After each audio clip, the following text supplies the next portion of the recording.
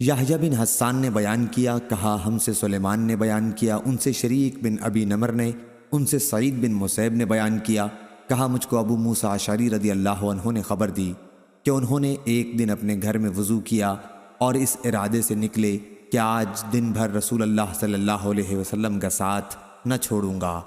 انہوں نے بیان کیا کہ پھر وہ مسجد نبوی میں حاضر ہوئے اور حضرت صلی اللہ علیہ وسلم کے متعلق پوچھا تو وہاں موجود لوگوں نے بتایا کہ حضور تو تشریف لے جا چکے ہیں اور آپ اس طرف تشریف لے گئے ہیں۔ چنانچہ میں آپ کے متعلق پوچھتا ہوا آپ کے پیچھے پیچھے نکلا اور آخر میں نے دیکھا کہ آپ قباء کے قریب بارہ ریس میں داخل ہو رہے ہیں۔ میں دروازے پر بیٹھ گیا اور اس کا دروازہ کھجور کی شاخوں سے بنا ہوا تھا۔ جب آپ قضاء حاجت کر چکے اور وضو بھی کر لیا تو میں آپ کے پاس گیا۔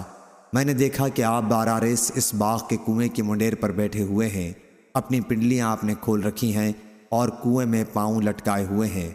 میں نے آپ کو سلام کیا اور پھر واپس آ کر باغ کے دروازے پر بیٹھ گیا۔ میں نے سوچا کہ آج رسول اللہ صلی اللہ علیہ وسلم کا دربان رہوں گا۔ پھر حضرت ابو بکر رضی اللہ عنہ آئے اور دروازہ کھولنا چاہا تو میں نے پوچھا کہ کون صاحب ہیں؟ انہوں نے کہا کہ ابو بکر۔ میں نے کہا تھوڑی دیر ٹھہر جائیے۔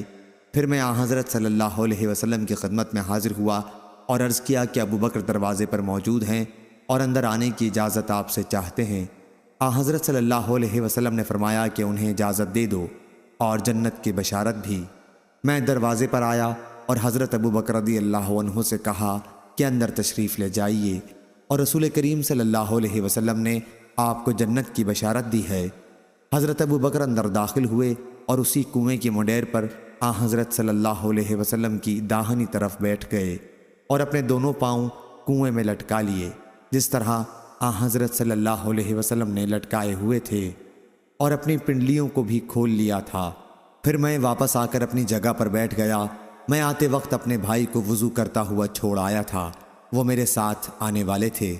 میں نے اپنے دل میں کہا کاش اللہ تعالیٰ فلاں کو خبر دے دیتا، ان کی مراد اپنے بھائی سے تھی، اور انہیں یہاں پہنچا دیتا۔ اتنے میں کسی صاحب نے دروازے پر دستک دی۔ میں نے پوچھا کون صاحب ہیں؟ کہا کہ عمر بن خطاب رضی اللہ عنہ۔ میں نے کہا کہ تھوڑی دیر کے لیے ٹھہر جائیے۔ چنانچہ میں آپ کی خدمت میں حاضر ہوا اور سلام کے بعد عرض کیا کہ عمر بن خطاب رضی اللہ عنہ دروازے پر کھڑے اندر آنے کی اجازت چاہتے ہیں۔ آپ نے فرمایا کہ انہیں اجازت دے دو اور جنت کی بشارت بھی پہنچا دو۔